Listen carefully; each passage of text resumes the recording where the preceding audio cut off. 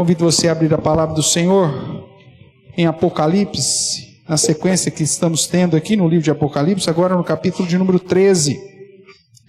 Semana passada nós iniciamos a apresentação dos aliados ou dos agentes de Satanás, nessa quarta sessão do livro, que começa no capítulo 12, falando a respeito da ira e da cólera de Satanás contra a igreja do Senhor, e que ele vai usar isso através, ou vai atuar, através dos seus agentes.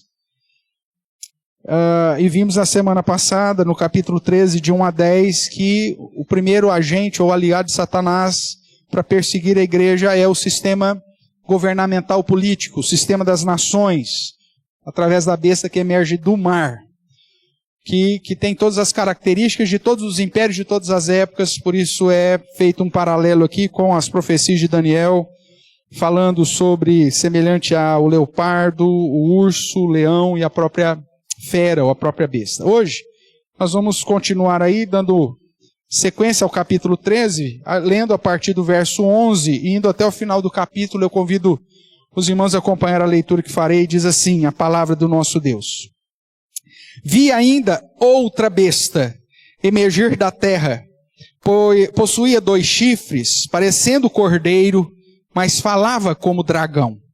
Exerce toda a autoridade da primeira besta na sua presença. Faz com que a terra e seus habitantes adorem a primeira besta, cuja ferida mortal fora curada. Também opera grandes sinais, de maneira que até fogo do céu faz descer a terra diante dos homens. Seduz os que habitam sobre a terra por causa dos sinais que lhe foi dado executar diante da besta, dizendo aos que habitam sobre a terra que façam uma imagem à besta, aquela que ferida a espada sobreviveu. E lhe foi dado comunicar fôlego à imagem da besta, para que não só a imagem falasse, mas ainda fizesse morrer quantos não adorassem a imagem da besta. A todos, os pequenos e os grandes, os ricos, os pobres, os livres e os escravos, faz que lhe seja dada certa marca sobre a mão direita ou sobre a fronte, para que ninguém possa comprar ou vender, senão aquele que tem a marca, o nome da besta, ou o número do seu nome. Aqui está a sabedoria. Aquele que tem entendimento, calcule o número da besta, pois é número de homem. Ora, esse número é 666. Vamos orar mais uma vez, irmãos? Pai querido, nós queremos clamar ao Senhor nesse momento que vamos meditar na Tua palavra, para que Teu Santo Espírito nos ilumine, nos edifique segundo a Tua bondade. E o Senhor, apesar de mim mesmo, me use para falar aos meus irmãos. E assim, ó Deus, saímos daqui todos edificados para o nosso próprio bem, com dúvidas sanadas e um direcionamento claro daquilo que o Senhor espera de nós. Fique conosco, nos abençoe, fale conosco, é o que clamamos em Cristo Jesus. Amém. Amém, queridos. Nós sabemos que o Senhor Jesus adverte a sua igreja quanto aos perigos, enquanto aguardamos os cumprimentos das determinações eternas antes da sua volta. O livro de Apocalipse tem esse objetivo: trazer uma palavra de advertência à igreja quanto aos perigos. Nós já temos pontuado aqui, queremos relembrar contigo rapidamente, que Jesus nos adverte a 3 perigos de um modo específico. Primeiro, o perigo da perseguição, do desânimo por conta da perseguição de Satanás, que pode nos conduzir não só às prisões, às limitações, às privações, a espólio dos nossos bens, mas também ao próprio martírio. A segunda advertência que Jesus traz é a advertência contra as heresias, o tolerar falsas doutrinas, o acolher falsos mestres, seguir as doutrinas de Balaão, seguir as doutrinas de Jezabel, aceitar e acatar a postura dos nicolaítas. Esses 3 são citados lá no início de Apocalipse. Então, o perigo das falsas doutrinas. E a terceira advertência é quanto ao perigo da apostasia, ou seja, do desânimo espiritual, do esfriamento espiritual, de buscar muito mais a satisfação da era presente do que me envolver com a obra do Senhor. Isso está lá na primeira sessão do Apocalipse, quando ele fala das cartas às 7 igrejas da Ásia Menor. Eu acredito que você se lembre disso. Agora, nós chegamos num determinado momento que é possível ver essas advertências sendo explicada como que Satanás opera isso. E aí nós vimos que a besta que emerge do mar, que representa as nações e, portanto, todo o sistema governamental, político, administrativo, bélico, financeiro e tudo mais, vai nos perseguir, inclusive conduzindo-nos ao sofrimento e podendo nos conduzir até o martírio. Então a besta do mar é aquela que está de um modo mais atento, de um modo mais ativo, a perseguição direta à igreja do Senhor, que é a primeira advertência que eu mencionei. Hoje nós vamos ver a segunda besta, que vai tratar dos enganos, das heresias, dos falsos ensinos, e está relacionado então ao mecanismo que Satanás usa para fazer brotar, inclusive dentro da igreja mesmo, falsos ensinos, falsas doutrinas, levantando falsos mestres, pessoas que são simbolizadas aqui no texto de Apocalipse na figura de Balaão, na figura de Jezabel ou dos Nicolaitas, que desviava a igreja ou o povo de Deus do caminho do Senhor. E depois você vai ver, um pouquinho mais à frente, isso lá no capítulo 17, a respeito do terceiro agente, que é a Babilônia, ou a grande meretriz, que tem como objetivo te conduzir a abandonar a fé. A grande meretriz, ela é apresentada como o sistema mundo. Toda essa cosmovisão de busca pelo prazer, de viver uma vida para satisfazer os nossos desejos, de ganância, de busca de prosperidade, e de uma vida que tão somente exalta e preenche os nossos próprios desejos, os desejos do nosso coração. E quando nós somos assediados por esse terceiro agente, então a tendência é você desviar-se do caminho. Abandonar a igreja, deixar a sua fé, não servir mais o Senhor, não exercer a função mais de representante de Cristo, não exercer mais a função de sacerdote. É desses perigos que Apocalipse todo vai nos advertir, irmãos. A perseguição direta, às vezes, é mais fácil de ser identificada. E aí é mais fácil você se preparar para ela. Agora, as falsas doutrinas muitas vezes surgem no meio. O próprio Senhor Jesus, na leitura que fizemos, na liturgia, diz que surgiriam falsos pastores, falsos mestres, falsos líderes, que são lobos vorazes, mas com aparência de ovelhas, justamente para enganar, justamente para te conduzir para fora do caminho, com doutrinas aparentemente bíblicas, mas cujo fim do caminho é distante daquele que o Senhor traçou. Então esse é o grande perigo. E eu tenho chamado a sua atenção nesses momentos de estudo aqui em Apocalipse, que além desses três agentes de um modo bem distinto e didático serem apresentados às Escrituras, nós podemos ver a ação desses agentes talvez de um modo mais intenso, dividindo o mundo em algumas regiões. Quando você olha para a região de África, Oriente Médio e Ásia, você vê uma perseguição muito mais severa sobre os cristãos, inclusive morrendo cristãos a todo dia. A cada 3 minutos, diz a pesquisa recente da Missão Portas Abertas, um cristão é morto por conta da sua fé. Isso é um negócio absurdo, irmãos. Mas quando nós olhamos para o nosso contexto aqui da América, talvez a gente não vê essa perseguição, ninguém está sendo morto porque é crente aqui. Mas quando nós olhamos lá para a África, Oriente e Ásia, nós vemos isso. É lógico que a perseguição ocorre em todo mundo, mas lá parece que está mais concentrado esse tipo de perseguição. Quando nós olhamos para a Europa, nós vemos que a apostasia e a Babilônia, né, tem tomado conta daquilo.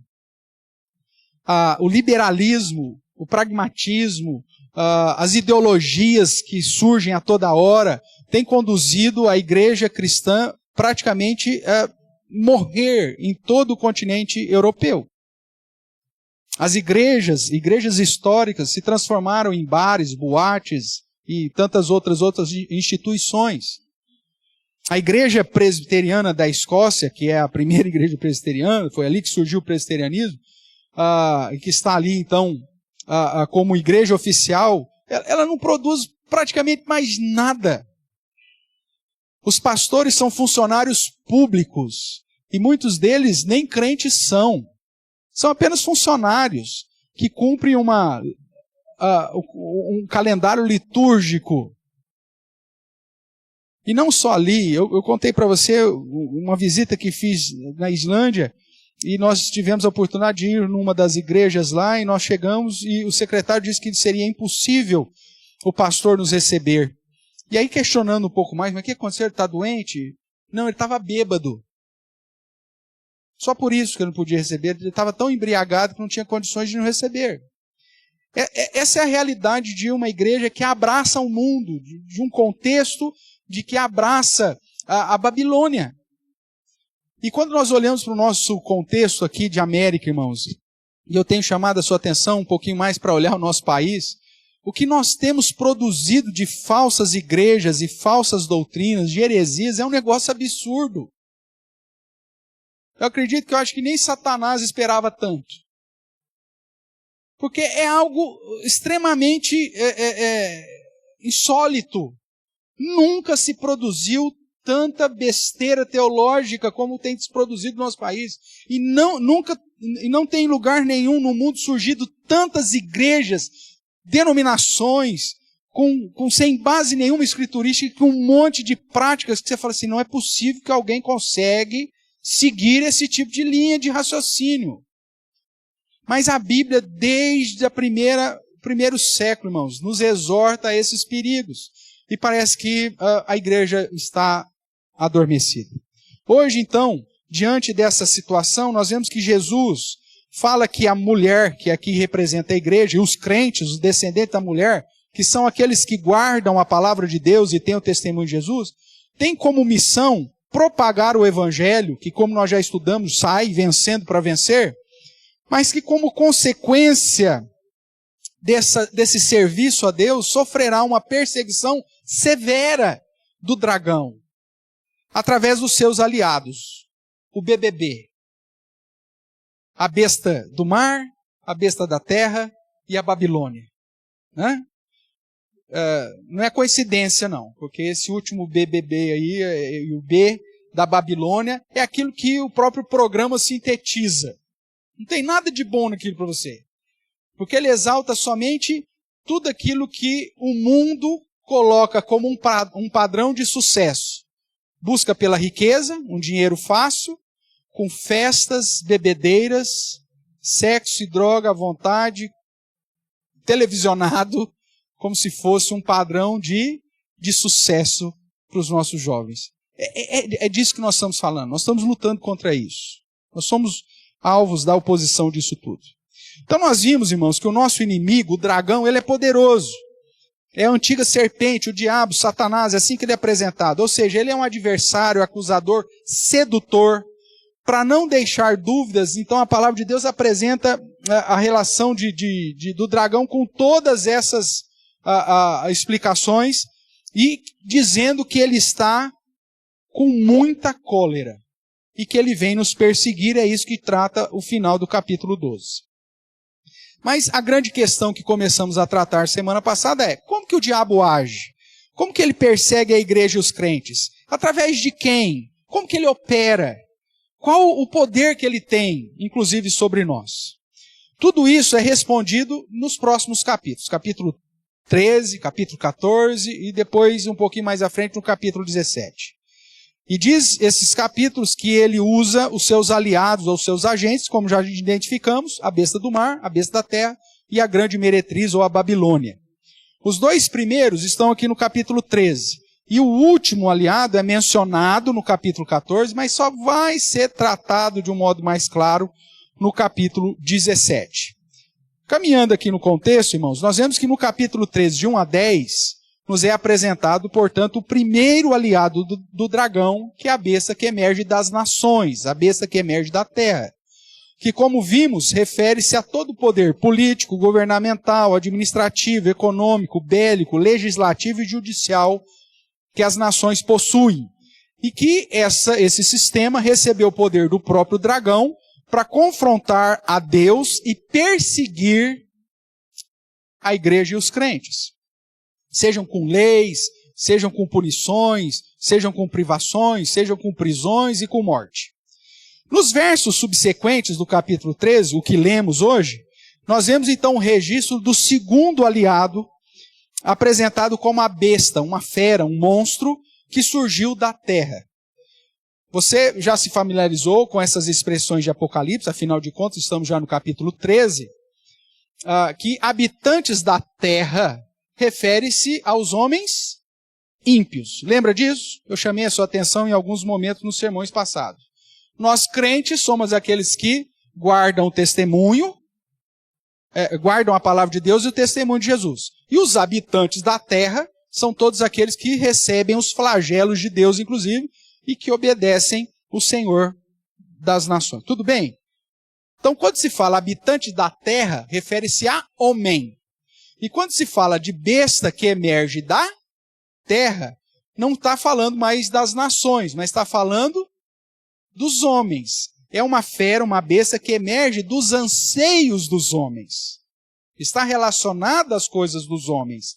Não é à toa que o final da perícope que lemos vai dizer que aquele que tem sabedoria pode calcular aí o número da besta, pois é número do quê? Número de homem, é coisa de homem, tá? O 6 aqui, o 666, como é popularmente aí anunciado, como essa marca, nós vamos tratar disso, mas o 666 é simplesmente você repetir que isso trata de coisas do anseio dos homens. O homem foi criado em que dia na criação? No sexto dia. Então falar de 6 é falar das coisas do homem. Simples. Mas vamos caminhar um pouquinho. Então, nós vemos aqui essa besta que surge da terra, que emergiu da terra. É dessa maneira que é disto. Eu vi ainda outra besta emergir da terra, que é uma questão que surge dos homens. Então é preciso identificar que a terra aponta para o próprio homem. Nós não vamos ter tempo aqui, mas se você for lá para Gênesis, capítulo 1, 26, 27, vai falar da criação do homem, e mais especificamente no capítulo 2, verso 7, diz que Deus criou o homem da onde?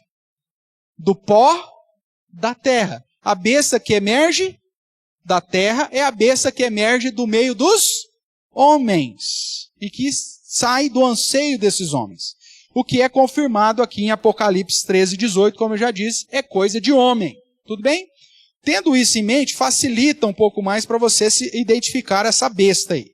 Então, desse modo, o capítulo 13, de 11 a 18, nos apresenta o segundo aliado do dragão contra a igreja, e essa porção, então, nos fala sobre a besta, ou a fera, que emerge da terra. Quem é essa figura? Vamos lá.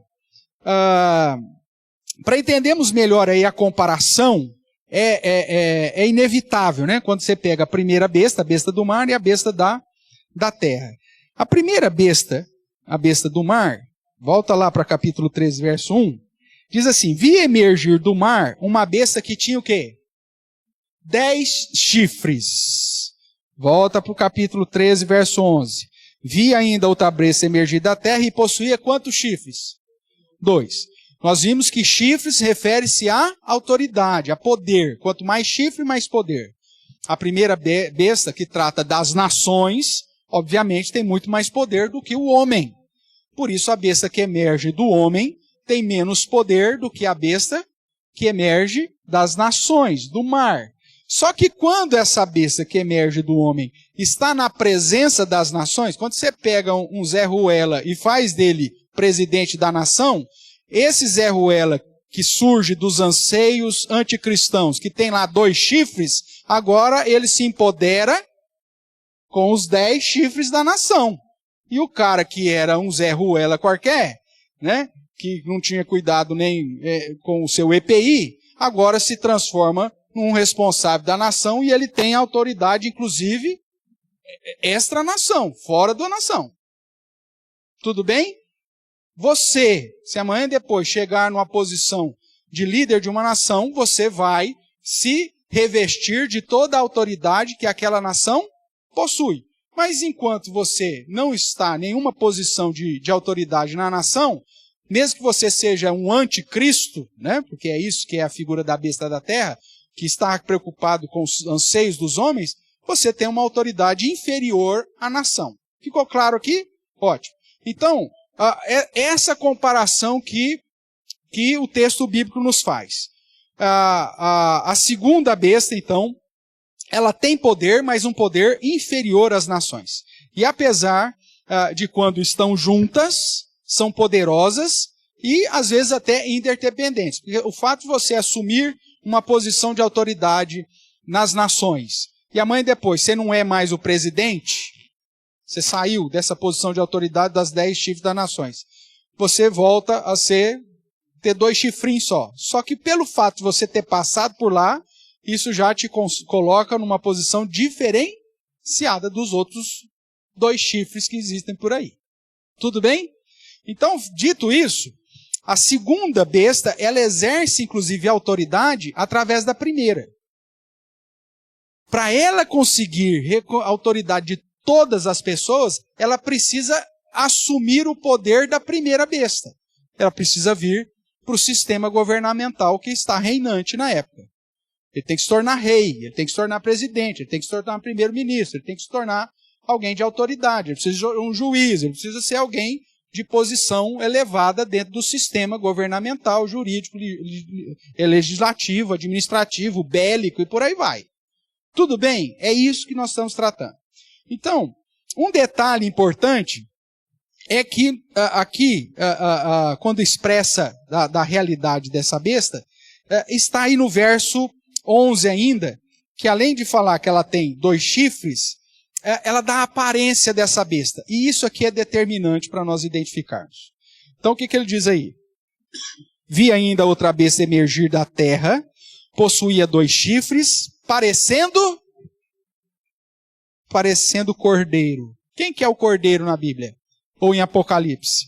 Jesus Cristo, que tem todo o poder, todo conhecimento, é onipresente, como nós já vimos lá no capítulo 5, é um cordeiro de chifres lá, né, só para identificar o seu poder, e lá o 7 é mais do que 10, porque o 7 é perfeição, mas essa é a ideia. Mas essa besta aqui diz que ela tem um poder inferior ao nosso cordeiro, só que ela parece o cordeiro. Lembra que eu disse para você que a palavra anticristo, a partícula anti grega, ela pode ser traduzida como contra, mas ao mesmo tempo ela pode ser traduzida no lugar de. O anticristo não é só aquele que é contra Cristo, mas é aquele que quer assumir o lugar de Cristo. E essa é a característica da segunda besta. Ela parece. Ela é o cordeiro? Não, mas ela parece. Você olha assim e fala, nossa, esse negócio é de Cristo. Nossa, essa igreja é cristã. Nossa, essa denominação nossa, esse pensamento filosófico tem tudo a ver com Cristo. Isso é cristão, parece o cordeiro. Só que tem um detalhe. Qual que é a sequência do verso aí? Mas falava como dragão. Quem que é o dragão? Satanás. Então ela parece Cristo, mas o ensino dela é de Satanás. A doutrina que ela ensina é do inimigo.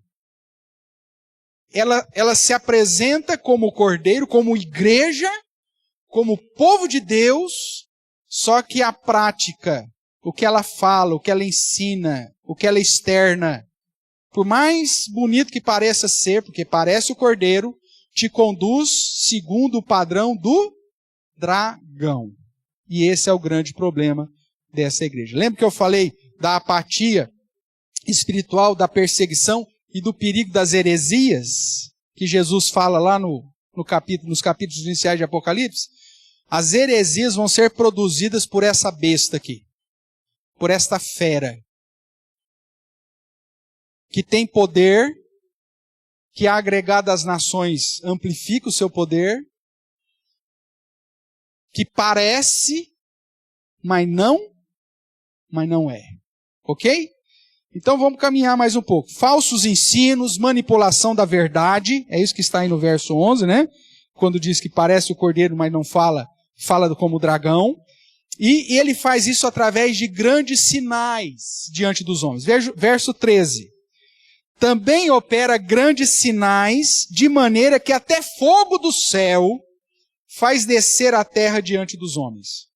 Como nós vimos lá em 2 Tessalonicenses, nós estamos vivendo agora a chamada operação do erro, onde Deus permite que, segundo a eficácia de Satanás, muitos sinais aconteçam para ver quem de fato ama a verdade e quem de fato segue uma vida de fé olhando só para sinais, prodígios e poderes maravilhosos. Eu não sei se você já percebeu isso, mas boa parte das pessoas que se dizem religiosas estão atrás de manifestações visíveis, de sinais, poderes, milagres, manifestações para crerem em Deus. Eu fui numa igreja que faz um monte de milagres. Nossa, ali tem o poder de Deus. Só que a palavra de Deus diz o seguinte, isso chama-se operação do erro. Porque o período dos sinais já terminou com os apóstolos.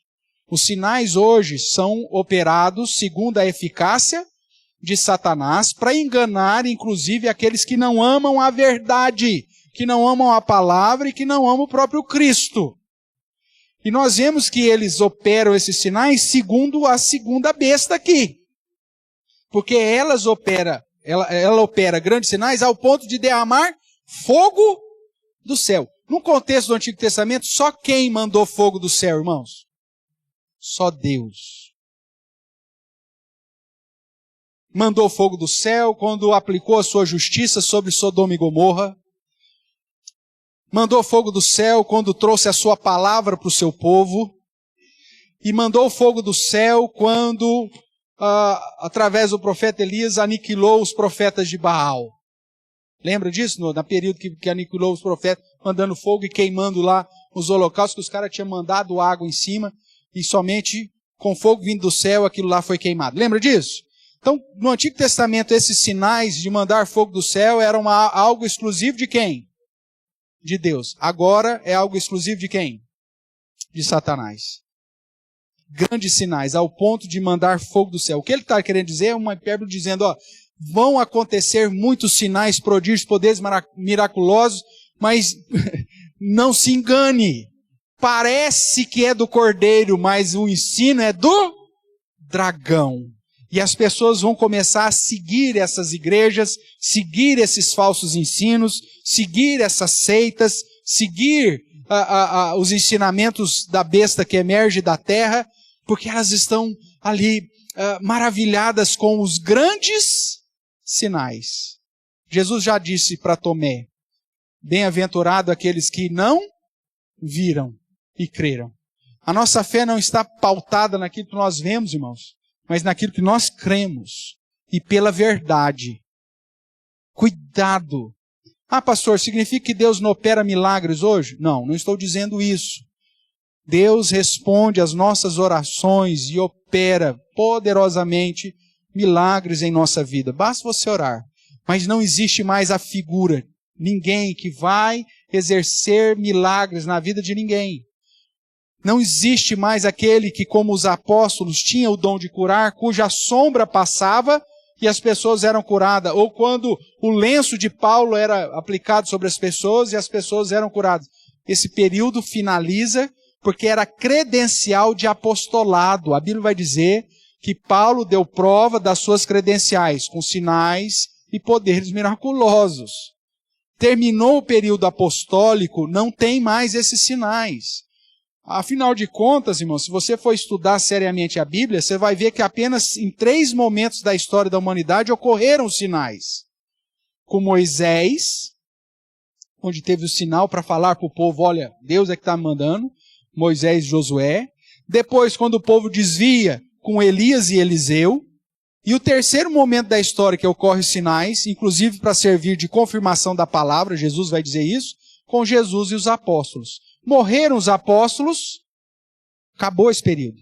Os sinais que nós vemos hoje, segundo Paulo diz em 2 Tessalonicenses, é a operação do erro, para conduzir pessoas ao erro. E por que Deus faria isso? Porque Deus quer que elas amem a verdade. Não sigam uma fé pautada nas vistas, mas sigam uma fé pautada na verdade revelada nas Escrituras. E a segunda besta tem como objetivo seduzir. Veja aí o que diz aí no verso 14. Seduz os que habitam sobre a terra por causa dos sinais que lhe foi dado executar diante da besta. Veja que a religião e o governo, quando tem algo que interessa os dois, eles andam de mãos dadas. Quando você olha para a história, quem que referendava os reis no período feudal? O bispo, a igreja. Quem que determinava quem ia ser rei da Inglaterra, rei de Portugal, rei da França, rei da Espanha? Quem que determinava e referendava a autoridade da primeira besta?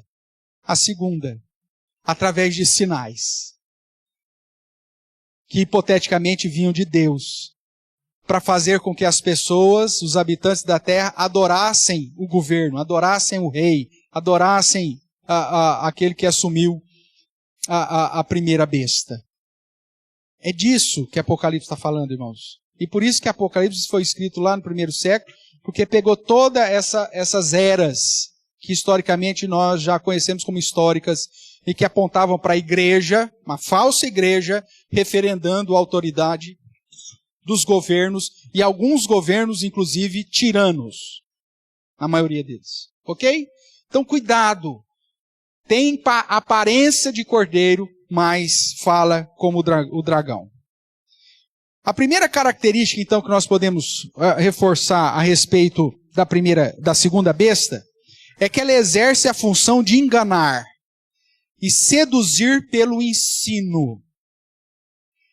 É lógico que os sinais aqui é o que referenda esse ensino, mas os sinais servem para seduzir os que habitam a terra, verso 14. Para que esses adorem a besta, aquela que foi ferida de morte sobreviveu, ou seja, a primeira besta. A igreja falsa, ela referenda uma adoração ao sistema governamental. Não pautado nas verdades bíblicas que trata sobre a autoridade constituída, que devemos nos submeter, mas adorar é diferente. Se submeter é diferente de adorar. Você ter uma convicção política partidária, você se engajar com o exercício da cidadania, lutar pelos seus direitos dentro de um sistema político que nos permite fazer isso da maneira correta, usando os canais e os meios corretos, maravilha. Mas tem gente que vive mais para isso do que para Deus. E tem pessoas que se dizem cristãos que estão mais envolvidos em defender partido A, partido B, candidato A, candidato B, do que a própria causa de Cristo. Isso é ser seduzido pela segunda besta para adorar a primeira besta. Cuidado! Nós somos constituídos reinos e sacerdotes. Nós representamos a Cristo e adoramos e servimos a Cristo. Se na minha vida o alvo está mudando o foco, se ao invés de eu representar a Cristo, eu estou representando mais uma tendência ou uma inclinação político-partidária, ou uma ideologia, seja ela qual for, e se eu, ao invés de adorar e servir a Cristo, estou servindo mais as causas da primeira ou da segunda besta, cuidado. Você está recebendo a marca deles. É disso que o texto está nos falando. Então a primeira característica é que ela vai nos enganar. Parece o cordeiro, fala como o dragão, seduz, opera sinais e exige adoração. Há uma influência, ela influencia os homens a reconhecer o poder da primeira besta, conduzindo tais homens a adorar e servir. A segunda besta refere-se, portanto, à ação de ensino para o serviço e adoração do sistema político que está em voga. É o poder religioso falso, inclusive parecido com Cristo, mas que traz ensino, sedução através dos sinais e perseguição aos que não adoram. Veja aí o que diz na sequência. Verso 15. E lhe foi dado comunicar fôlego à imagem da besta, para que não só a imagem falasse, como ainda fizesse o quê? Morrer quantos não adorassem a imagem da besta. Talvez a figura mais emblemática, biblicamente falando disso, é a história de Daniel e dos seus 3 amigos. Nós temos a Babilônia, a primeira besta, e aí através da interpretação dos sonhos e do incentivo dos magos e dos conselheiros, Nabucodonosor primeiramente faz lá uma imagem e diz que todo mundo tinha que fazer o que com a imagem? Adorar. Hoje a gente não tem imagens como essa, mas às vezes nós temos palácio, nós temos uma cidade, nós temos um monumento, e as pessoas acabam fazendo a mesma coisa. Ou o próprio sistema. E lá, Nabucodonosor então exigiu que Daniel se dobrasse. Que orasse para ele. Não orasse mais para o Senhor. Depois nós temos a mesma história agora apontada para os 3 amigos. Você, vai tocar para você tem que se ajoelhar diante da imagem que foi feita. E quem não adorou foi lançado para a morte. O Senhor, no caso, preservou a vida tanto de Daniel na cova dos leões, quanto de Sadraque, Mesaque e Abednego na fornalha. Mas aquilo lá sintetiza o que acontece. Se você não se adapta ao sistema ou se opõe ao sistema, você vai ser perseguido por ele. E se você é crente, isso vai ter um peso maior. Se você não adora o sistema, isso vai ser um peso maior. Então essa é a primeira característica. Ele exerce uma função de enganar e seduzir por esse falso ensino. Ele promove a idolatria e promove a mudança do estilo de vida de todos os homens.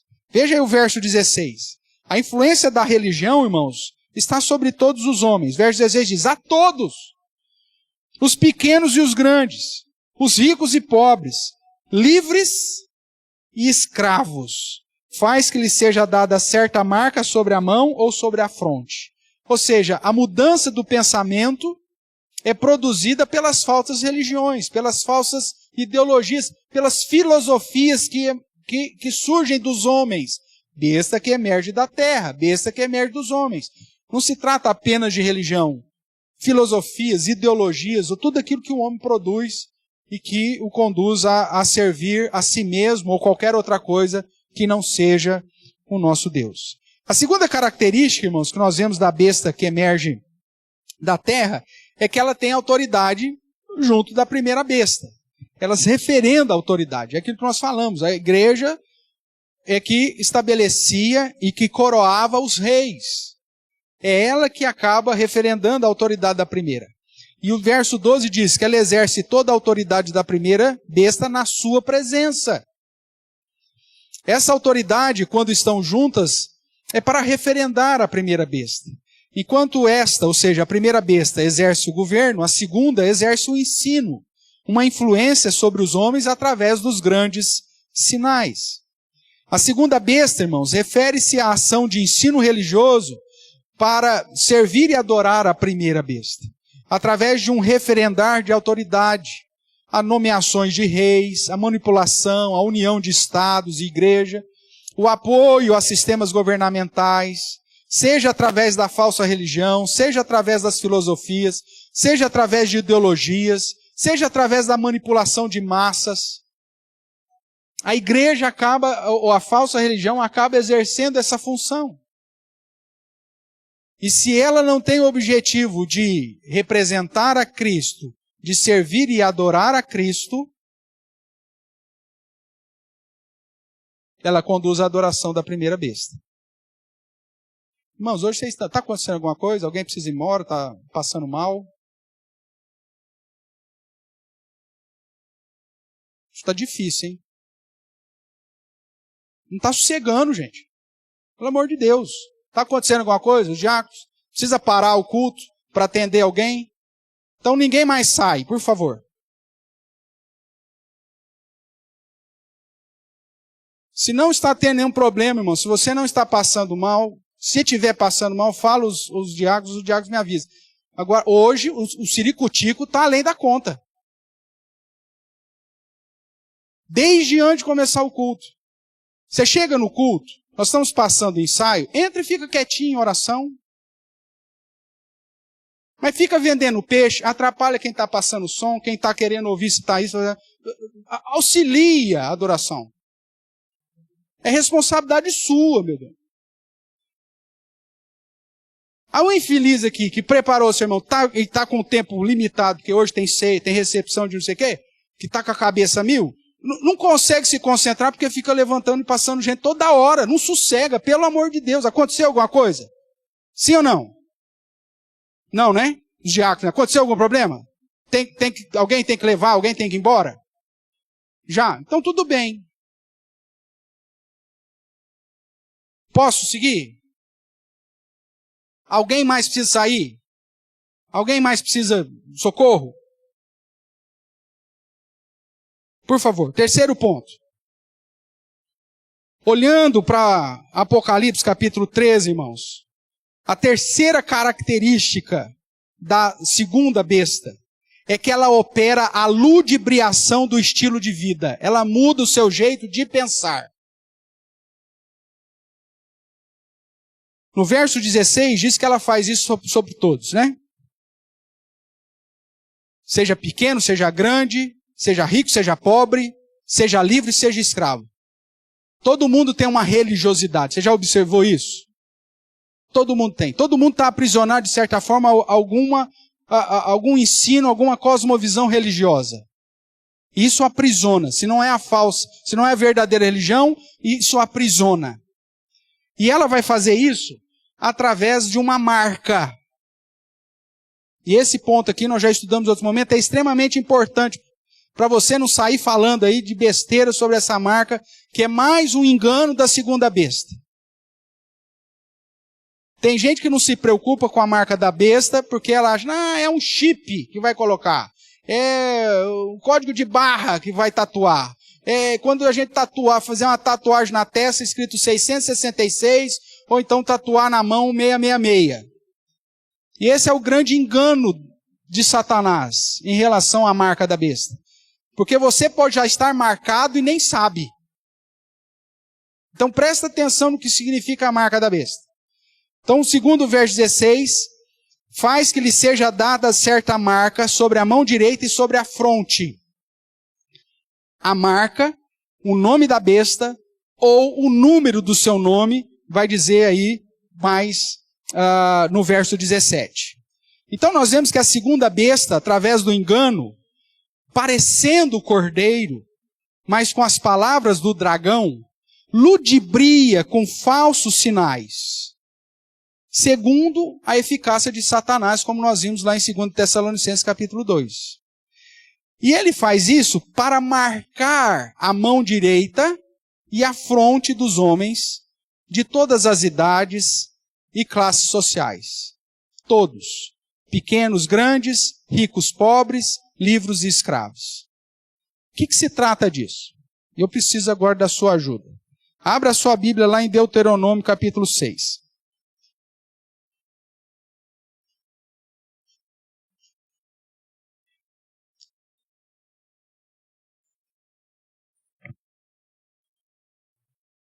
Deuteronômio capítulo 6, do verso 6 a 8, vai dizer assim. Essas palavras que hoje te ordeno estarão no teu coração. Vamos parar aqui.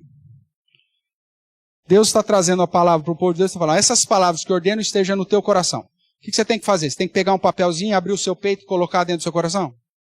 É literal isso? Você vai pegar uma Bíblia e enfiar dentro do seu coração. É literal? Não, não é literal. Então, se colocar a palavra de Deus dentro do coração não é literal, colocar a palavra na mão direita e colocar a palavra na fronte, vai ser literal? Não, não vai ser literal. É isso que eu quero chamar a sua atenção. Então, vamos lá. Essas palavras que hoje te ordeno estarão no teu coração. Tu as inculcarás a teus filhos. Você tem que abrir a cabeça do seu filho e pôr a Bíblia dentro da cabeça dele? É literal? Não. O que mais?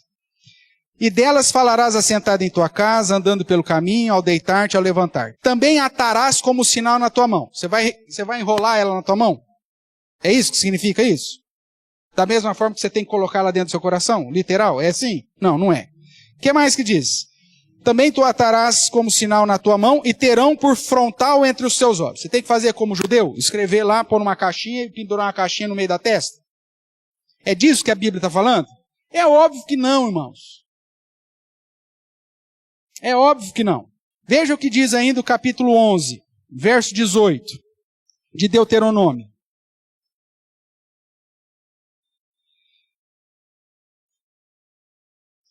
Deuteronômio capítulo 11, verso 18. Ponde, pois, essas minhas palavras no vosso coração e na vossa... Aí complicou. Porque se a gente for trabalhar com literal, pôr no coração, a gente tem que dar um jeito de colocar lá a Bíblia dentro do coração. Agora, pôr na alma vai ser um negócio complicado. Não é literal. Do que ele está falando, então? É que a palavra de Deus tem que estar interiorizada em você. Ela que vai moldar o seu estilo de vida, o seu jeitão de viver. Ela que molda as suas emoções, ela que move as suas atitudes, ela que move os seus pensamentos, ela que molda o seu jeito de andar e de pensar, de falar, de zelar, de servir, de adorar, de amar ao Senhor. Guardar a palavra no coração, na alma, colocá-la nas suas mãos e por frontal dos olhos, irmãos, é um modo que Deus tem para te dizer o seguinte: a palavra de Deus tem que estar no mais profundo do seu ser. Ela tem que estar sendo externada nas suas ações. A sua mão direita simboliza as suas atitudes, as suas ações, o que você faz, o que você deixa de fazer. E ter a palavra de Deus como frontal dos olhos, ou na sua fronte, ou na sua cabeça, significa que o modo de pensar, os seus planos, os seus sonhos, tudo que você planeja, tem que ser de acordo com a palavra de Deus. Se não for, você tem a marca da besta. Você pode até dizer com a sua boca que você é cristão, que você ama Jesus, mas se a sua atitude não expressar zelo, amor, dedicação, fidelidade a Deus, ela não está no seu coração. Se as suas ações, o que você faz, o modo que você trabalha, o modo que você lida com a questão laboral, financeira, tudo aquilo que está relacionado à mão, o fazer, se não estiver dentro do padrão de Deus, você não tem a marca de Deus, ela não está na tua mão.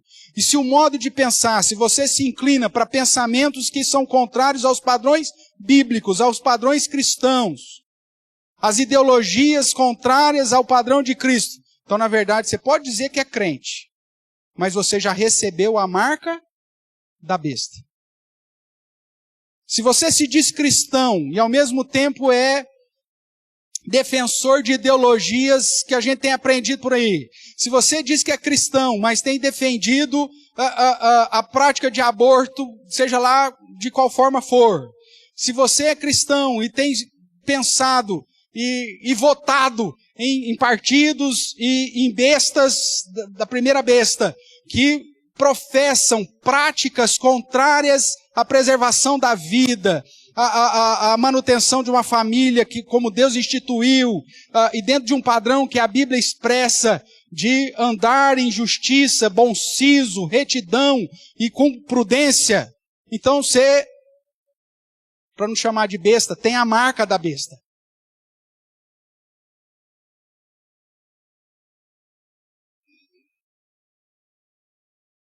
Porque receber a marca da besta, irmãos, é ter as suas atitudes, marca na mão direita, e ter na fronte os seus pensamentos, um modo diferente de pensar de Cristo. Do padrão verdadeiramente cristão. É agir e pensar de acordo com o dragão, com o ensino do dragão. Isto é a marca da besta. E tem muito crente, mas muito crente, que se diz crente, que está marcado tanto na mão quanto na mente. Porque o modo de agir e o modo de pensar não tem nada a ver com Cristo. E tem sim a ver com o sistema mundo, o padrão governamental anticristão e um padrão de teologia, de doutrina antibíblico. É disso que ele está falando. Então, na Bíblia, a mão direita refere a ações, práticas ou realizações. E fronte ou frontal entre os olhos refere-se a pensamento, modo de entender a vida. Por isso, a segunda besta ela vai operar um engano, uma ludibriação do seu estilo de vida. Sendo assim, marcar a mão direita ou a fronte é mudar o seu estilo de vida. mudar a cosmovisão daquela que foi revelada por Deus, para seguir aos falsos ensinos promovidos pela fala do dragão, referendada pela manifestação do poder, sinais e prodígios da mentira, e com todo o engano de injustiça aos que não acolheram a verdade, ou seja, o próprio Cristo e a sua palavra. A segunda besta, como aliada de Satanás, em unidade com a primeira besta, vem se opor aos verdadeiros crentes, inclusive perseguindo e matando os que não adoraram a imagem da primeira besta. É desse tipo e desse nível de perseguição, irmãos, que nós estamos tratando. E que muitas vezes tem conduzido o nosso contexto, que não é de uma perseguição para o martírio, mas que tem conduzido o nosso contexto para uma igreja extremamente liberal e tolerante com a prática do pecado. Afinal de contas, nós não queremos ser taxados como intolerantes ou como pessoas fanáticas, mas você foi chamado para representar a Cristo e para servir e adorá-lo como sacerdote da ordem de Melquisedeque. Concluindo, as religiões, as filosofias humanistas, ciências, as ideologias que desprezam a palavra de Deus e o próprio Deus, ou seja, humanistas na sua essência, que exaltam o homem, que procede do homem, que tem como alvo a glória do homem, que exaltam as coisas dos homens, as suas crenças, as suas posturas, os seus valores manipulados ao padrão do verdadeiro cordeiro, é o que representa a segunda besta.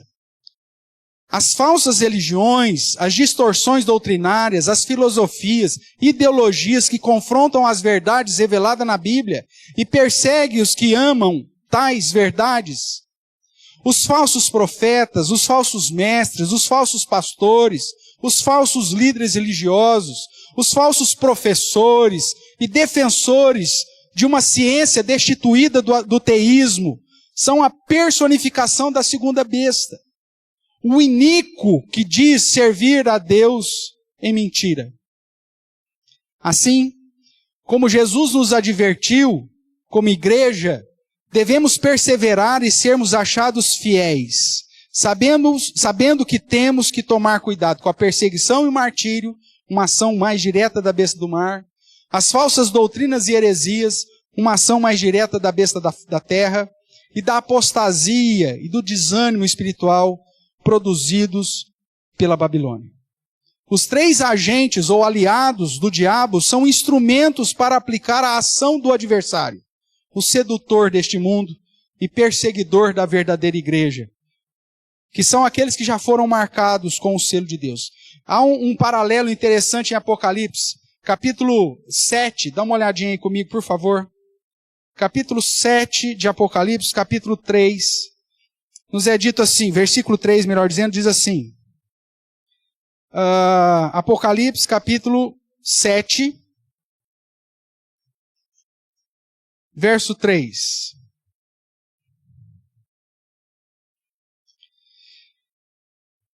Aqui nós estamos na visão dos crentes, que é chamado os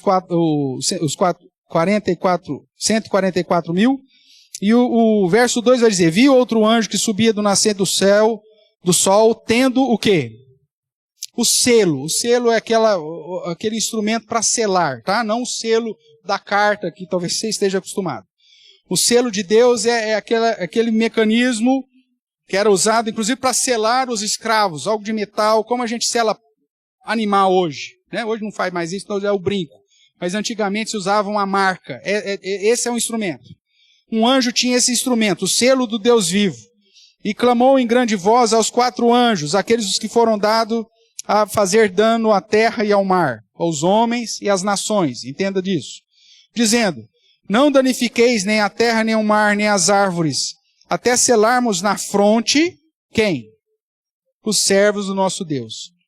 Nós sabemos que os crentes, eles recebem a marca de Deus, o selo na fronte de Deus, porque o modo de pensar dos crentes já está de acordo com o padrão de Deus, o padrão do Cordeiro. Só que nós vimos agora no capítulo 13 que existe a marca da besta.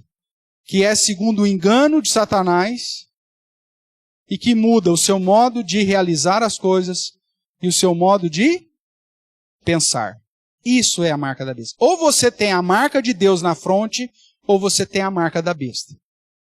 Não tem como ter as duas. Então, aqueles que já foram marcados pelo selo de Deus vão ser alvo da perseguição da primeira e da segunda besta. Para terminar, irmãos, lembremos, portanto, as palavras de Jesus exortando a igreja de Pérgamo e de Tiatira. Conservas o meu nome e não negastes a minha fé. Então somente conservai o que tendes, até que eu venha. Isso está em Apocalipse 2, 13 e 15. E ainda diz, tens contudo a teu favor, que odeias as obras dos nicolaítas, as quais eu, Jesus falando, também odeio. Não tem como abraçar as falsas religiões, referendando que elas também são igreja de Deus. Uma das críticas que eu já ouvi durante o meu ministério é que o pastor Everton fala mal de algumas denominações, de algumas igrejas, que ele chama de seita. Ai, não pode falar das outras religiões. É meu papel, meu amigo.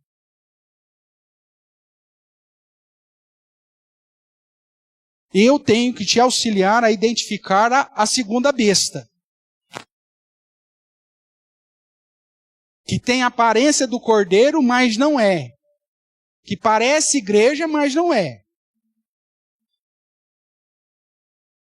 Houve um tempo em que nós evangelizávamos as pessoas e falávamos assim, procure uma igreja mais próxima da sua casa. Não era assim que a gente fazia? Porque nós tínhamos várias igrejas verdadeiras. Hoje, essa prática não deve mais ser utilizada. Quando você evangeliza alguém, você traz para a igreja que você frequenta, imaginando que ela é uma igreja séria, uma igreja verdadeira. Se não, se é uma cidade que não tem, você fala, procura uma igreja bíblica. Procura uma igreja que serve o cordeiro e não tem a aparência do cordeiro. Porque uma igreja que tem a aparência do cordeiro é diferente de uma igreja que serve e adora ao cordeiro. A nossa igreja, irmãos, precisa estar constantemente se autoavaliando. Porque os falsos ensinos, as heresias, os desvios doutrinários e teológicos surgem igual tiririca. Se a igreja não estiver atenta e se você não estiver crescendo no conhecimento e na graça, nós estaremos sujeitos a sermos enganados. E Jesus nos adverte para não tolerarmos falsos ensinos. Paulo vai dizer que é preciso fazer essa turma calar. Porque se deixar, essas pessoas se introduzirão nas casas e corromperão famílias inteiras. É só você ler as cartas pastorais, você vai encontrar isso. Vir ao culto, irmãos, não é simplesmente uma atividade que você está fazendo no final do domingo. Tem que ser uma ação extremamente intencional e racional da sua parte, entendendo que Deus está te trazendo a palavra para você tomar cuidado, porque senão você vai receber, se já não recebeu, a marca da besta. Porque se as suas atividades fora da igreja não glorificam o Senhor, você já foi marcado. E não foi com a marca e com o selo de Deus, você pode ter certeza disso. Então cuidado, consagre-se ao Senhor, conserva o nome de Deus, não nega a fé que o Senhor Jesus te deu. Conservai aquilo que Ele te ofereceu e não desfaça disso. Odeie as heresias da mesma forma que Cristo as odeia. Porque se você abraçá-la, você está se colocando numa posição de inimizade contra o Senhor da igreja. O próprio Cristo diz que odeia aqueles que ensinam coisas erradas. No texto ainda vai dizer, você tem permitido que essa mulher ensine, quando fala sobre Jezabel. E engane a igreja. Cuidado, às vezes a gente traz a besta, nós convidamos a segunda besta para entrar dentro da igreja. É por isso que uma das características lá de Tessalonicenses, ele vai assumir o santuário de Deus. Ele vem no púlpito para ensinar coisas que parece do cordeiro, mas que fala do dragão. Você não pode ser um crente alienado, achar que não estamos correndo esse perigo, se Cristo já disse há muito tempo atrás que estamos correndo esse tipo de perigo. Então não é qualquer igreja que é considerada a verdadeira igreja. Não é porque é de uma determinada denominação que também significa que ela é uma igreja verdadeira. Tome cuidado.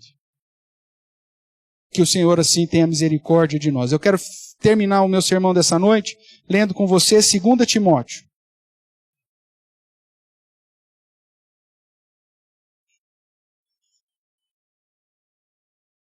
2 Timóteo capítulo 4. Versos de 1 a 4. Paulo dizendo ao jovem pastor Timóteo nesses termos. Vamos ler juntos? Todos a uma só voz? 2 Timóteo 4, de 1 a 4. Diz assim a palavra do Senhor. Conjuro-te perante Deus e Cristo Jesus, que há de julgar vivos e mortos, pela sua manifestação e pelo seu reino. Prega a palavra, insta, quer seja oportuno, quer não, corrige, repreende, exorta com toda longanimidade e doutrina, pois haverá tempo em que não suportarão a sã doutrina. Pelo contrário, cercar-se-ão de mestres, segundo as suas próprias cobiças, como que sentindo coceiras nos ouvidos, e se recusarão a dar ouvidos à verdade, entregando-se às fábulas. Que você não seja contado entre esses, e que Deus assim nos abençoe.